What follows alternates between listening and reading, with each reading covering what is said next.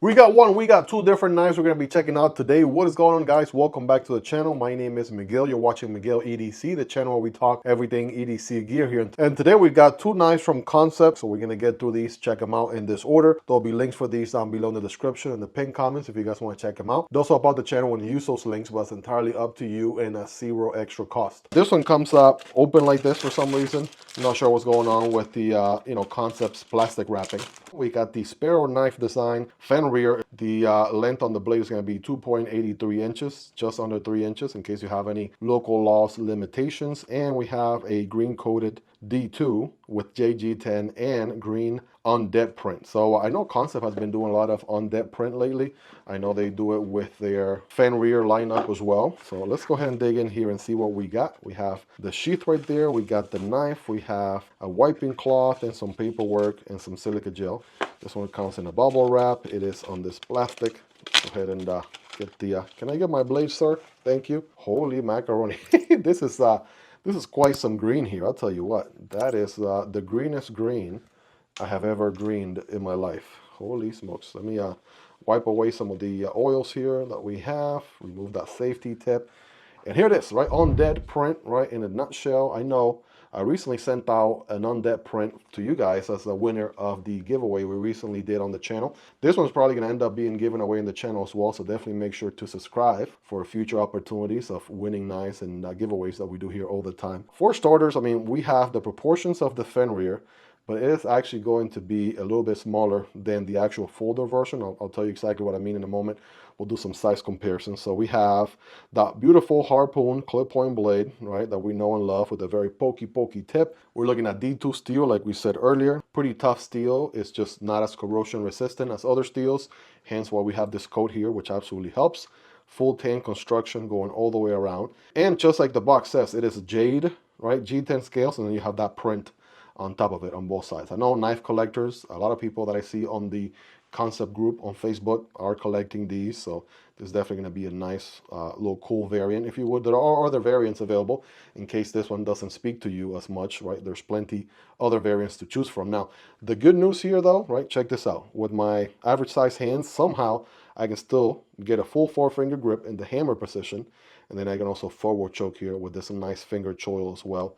So, I mean, talk about a nice little smaller fixed blade here for everyday tasks, right? Not a big old machete or anything. I feel like sometimes we over carry, right? We daily carry knives that are bigger than the task that we have at hand or whatever it is we're set out to do for the day. But yeah, this is like a medium, right? Small, medium size fixie. If anything, right? You got plenty of blade there, right? Good belly, good tip, and very comfortable ergos. Solid 10 out of 10. Obviously, no pocket clip. TA hardware on both sides. So yeah, absolutely feels very, very nice on hand, to say the least here. Going in and out of the sheath, all right, let's take a look. Oh, that's a solid click. And that's no rattle, which is good. You do get this clip. This one is the kind you can actually turn, I want to say 90 degrees. It's very simple and easy to do, right? If you want to set it up this way, you can. You can go whole 90 degrees here, right? Set it up this way. If you want horizontal carry or if you want scout carry, the same distance from here to here should be that same distance there. So if you want to like move it more towards the center, you can. I mean, you absolutely got some options. A little drip hole there on the sheath, and as far as the pull force, okay, that's actually a pretty nice little pull force. It's very comfortable to do, right? Not too stiff, not too soft. Oh yeah, definitely clicks in nicely. Unclicks pretty good on the deployment. So definitely a good experience there. And now for the moment of truth. Here is the actual fixed blade. Let's kind of toss it here next to the folding versions. I got a crossbar lock, 5-year anniversary right here, right, with the frag titanium scales. Check that out. Right, that is quite a difference right there. Then I got a plunge lock, button lock version here. Check that out. So you can see, right, they definitely reduce the design or overall profile. This is what a mini Fenrir would look like if they ever decided to make a folding version. That's kind of what comes to mind. But I got to tell you, I mean, for a fixed blade, somehow, some way, I feel like that works, right? I feel like that absolutely works. So, I mean, if it turns out to be too small for you, I got great news for you. There's the folder version that is obviously larger. And then, of course, vice versa. If, you know, you already have a folder, you want to pick up a fixie that's a little bit of a smaller dimensions. I mean, now the option is on the table for you to take advantage of. So the Fenrir here looking pretty good, making a first grade impression so far. Let's go ahead and keep moving forward because the next thing we're going to be checking out is from Kansept EDC. And again, I'm not sure what the deal is with their plastic wrapping. It doesn't come as glued as it used to be. So Kansept, you might want to check on your Elmer's glue. It looks like it's not gluing the way it should, but all jokes aside, let's go ahead and move the fixie out of the way here and see what we're looking at. Bada bing, bada boom. It is a tenable. Oh, hold on. Oh, tenable. It says Kansept logo and it says tenable. What in the world? I'm confused.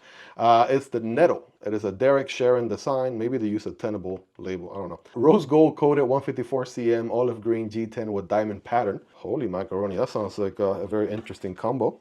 Give me a second. Let me put the password in here. There we go. Excited for this. What could it be? Is it a knife? Is it something else? We got paperwork. We have a wiping cloth. All right, guys. What is the Kansept Nettle all about? This one should be a new release here for, what is it, March 2026. Looking good, right? First impressions here, we got the sort of, they call this rose gold, which, I mean, to me, it just looks like a bronze, sort of copper looking color. Then we do have G10 on the scales, and they have a diamond pattern.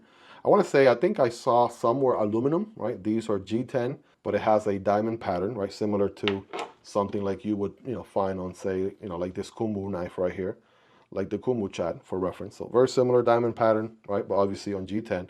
Just wanted to put them side by side because it might be a little bit difficult to see. It definitely adds some good grip to the already grippy G10, which is good.